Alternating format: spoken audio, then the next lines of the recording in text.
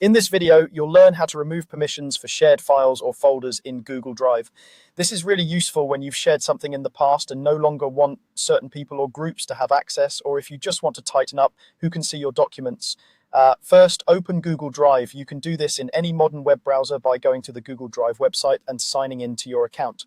Make sure you're using the account that owns the file or folder, or at least has editing rights, because you can't change sharing permissions if you only have view access. Once Drive loads, you'll see your files and folders laid out in front of you. Next, find the specific file or folder whose permissions you want to change. You can scroll through your main My Drive area, open folders, or use the search bar at the top if you remember the name.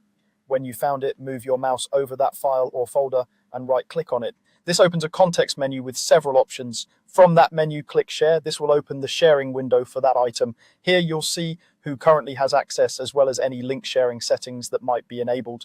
It's always a good idea to glance over these details so you understand how widely your content is currently shared. Now, look for the person or group you want to remove access from.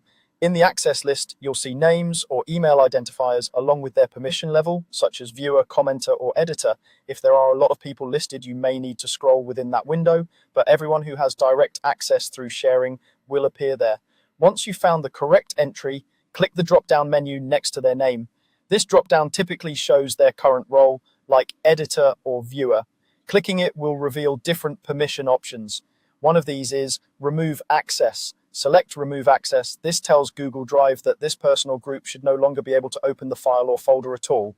After you've selected Remove Access, take a moment to double check that everything looks right. Make sure you remove the correct person and that anyone who still needs access remains on the list. When you're satisfied, click Save. In some versions of the interface, this button might appear as Done, but the idea is the same. You're confirming and applying your changes. Once you click Save, Google Drive updates the permissions. The person you removed will immediately lose their access to that file or folder.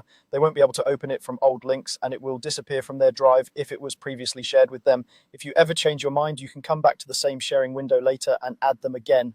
That's all you need to do to remove permissions for shared files or folders in Google Drive.